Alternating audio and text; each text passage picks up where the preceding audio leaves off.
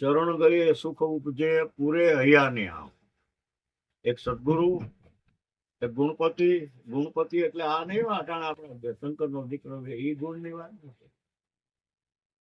એ તો પછી એનું સારું, એનામાં સારા સંસ્કાર જોઈને નામ પાડ્યું ગુણપતિ, બધાનો આગેવાન, એટલે એમ કેમ ગુણપતિ નામ.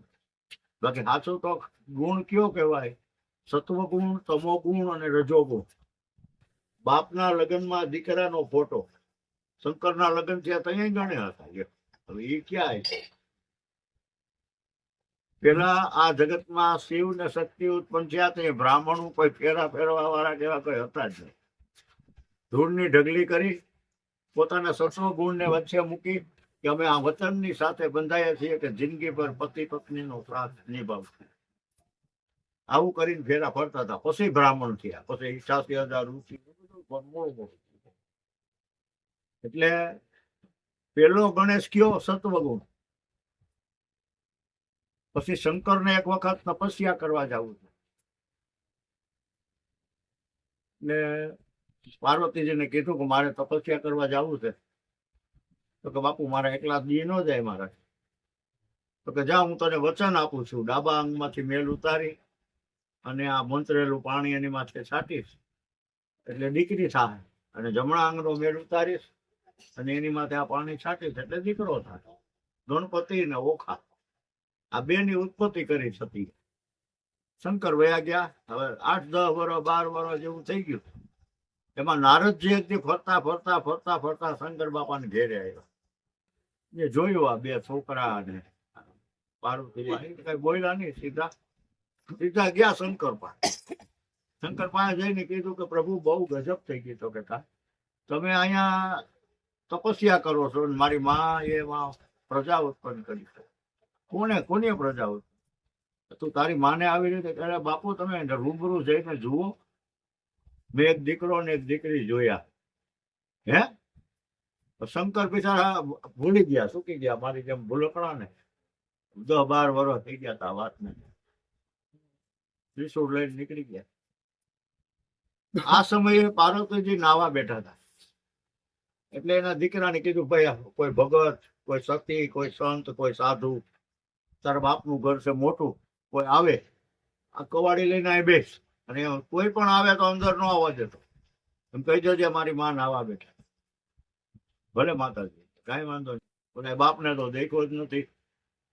અને એમાં શંકર હું ભર્યા આવ્યા, ત્રિશૂળ લઈને જોયું ને તો કુવાડી લઈને છોકરો, હે જટારા જોગી કેમનું જવું છે? તો કે તું કોણ છો? તો કે તું કોણ છો? અરે કે હું પાર્વતી નો દીકરો. તો કે તો હું આ જગ્યાનો માલિક, શૈલાસ નો માલિક નો શંકર. મને કઈ ખબર નથી, મારી માં નાવા બેઠા છે, હું અંદર નહીં જવા દે. શંકર ને ખીચ ચડી, માર્યું, મસ્તક નોખું થઈ ગયું. હવે આ મસ્તક માંથી શું બન્યું? નાળિયેર. એટલે શંકર ની પાસે આપણે નાળિયેર હજી દોડવતા નથી, આપણે આમ વધેરતા નથી, દોડવી દઈએ છીએ. હું કામે?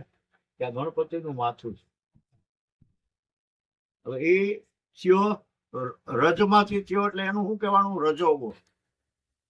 પેલા સત્વગુણ, પછી રજોગુણ. હવે પાર્વતીજી તો ગાંડા થઈ ગયા. એમને એમ કપડા પહેર્યા વિના બાયણે નીકળી ગયા. જેનો દીકરો હાથમાં આવે એને રુધિર સુહી અને એના આતેડાની પડસાયા કરીને પહેરી લીધી. કેટલા દીકરા મર્યા? સાસુડે આતેડા થઈ ગયા. જગત આખું વિચાર કરવા માંડ્યું કે આ બા તો બધાને આગળ દીકરા વિના ના કરશે.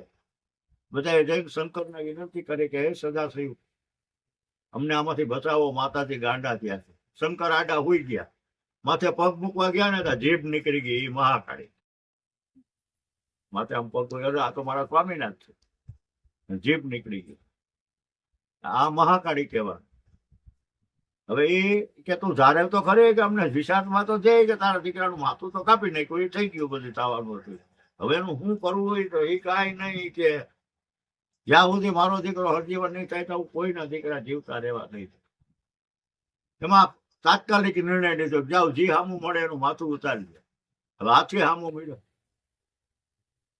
અરે ભગવાન, નિર્દોષ માણસ નું મસ્તક ઉતારી દીધું.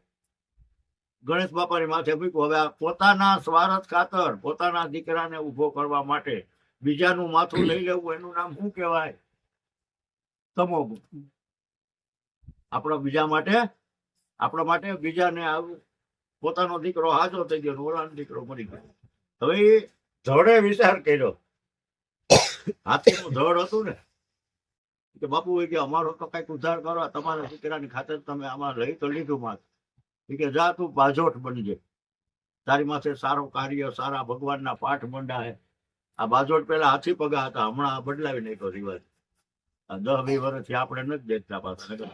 હાથી પગા બાજોઠ આવે, કેમ કે હાથીનું ધડ છે. એટલે આવી રીતે 3 ગણેશ થયા. કેટલા? રજોગુણ, તમોગુણ અને સત્વગુણ. હવે અત્યારે આપણે શું કે ચેતન પૂછે જડને કે તું મને કઈક દે, કે તારો બેહાડ્યો હું બેઠો, તારી એક ખોટી કે બે. હવે આ સત્વગુણ, રજોગુણ અને તમોગુણ એ અંદર છે.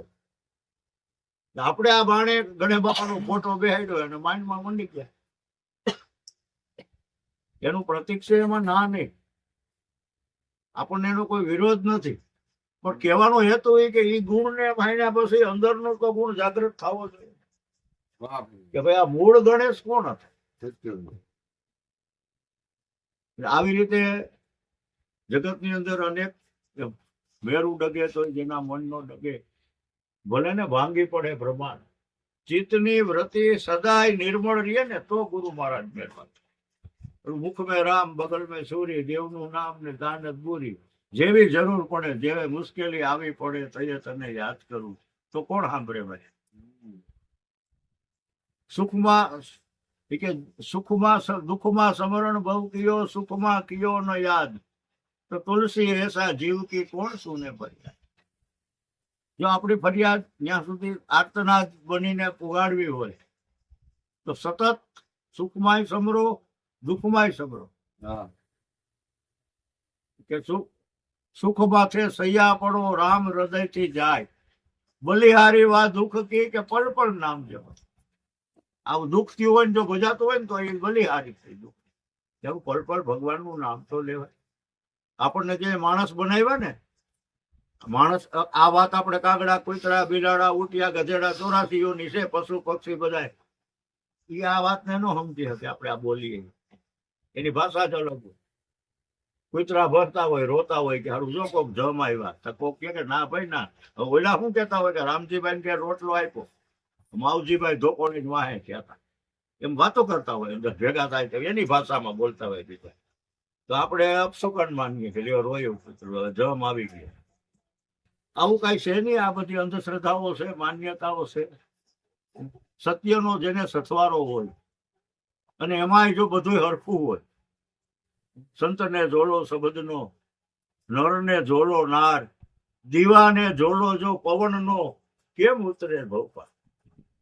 કે સંતને સાચા સદગુરુ મળે, નરને મળે સુલક્ષણા નાર, દીવાને જો પડદો મળે ને તો ત્રણેય ઉતરી જાય ભવ. આવું મળે તો આમ થાય ને, કે નથી થતું એનું કારણ કે આવું મળ્યું નથી. સંતને હા સંત છે, પણ હા તો સદગુરુ નથી મળ્યો. પુરુષ છે પણ એને સુરક્ષાના નારી નથી મળી.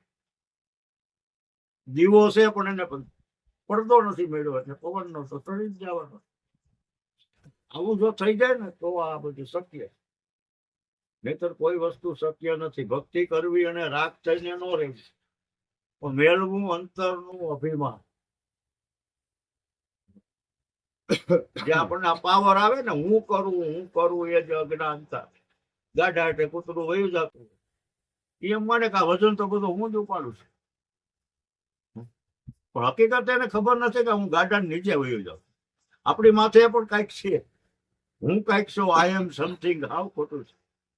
આપણી માથે પણ કઈક છે, આપણી પાછળ એ પણ કોકની કાર્ય પ્રવૃત્તિ છે. આપણે એકલા કઈ કરી શકીએ નહીં. એક હાથે તાળી ન પડે, બે હાથ હરતા હોય. નર નારી જો એક મતા તો સ્વર્ગપુરી સંચર. એક મત હોય, એક સિદ્ધાંત હોય, તો એ પ્રજાને પણ એ રાહ મળે, એને સંસ્કાર મળે, અને શાંતિથી પોતાનું જીવન આમે જીવવું ને આમે જીવવું વાળા. સારી રીતે જીવો. કેટલું જીવાય મહત્વનું નથી, કેવું જીવાય આ મહત્વ. કે ઓલા ભાઈ અરે ઈ કે ભાઈ હું દેહાતમાં પછી કોઈને બાયણે ન નીકળાય 6:45 થઈ ગઈ હોય ને નીકળી ગાયડું જ બોલતા હોય ગાયડું સિવાય કઈ ન બોલે આ માણસ છે પછી એને શું થાય માણસ મરી ગયો હોય પછી એને ફરક રહે જાય એટલે કઈક વાત તો કરવી પડે ને કે ભાઈ કેવા હતા એ કે બિચારા આમ ભલે દેહાતમાં પછી કોઈ બાયણે ન નીકળવા જતા કોઈને હેરાન નથી કર્યા ગાયડું સિવાય તો કઈ બોલતા જ નહીં હજી જેવું જીવો હોય એવું કે એમ કે ગીતા વાંચતો તો હું એમ તો ન જ કે દારૂ પીતો હતો એને ખરક રહે જાય તો એમ જ બોલવાના એ બિચારા હતા હારા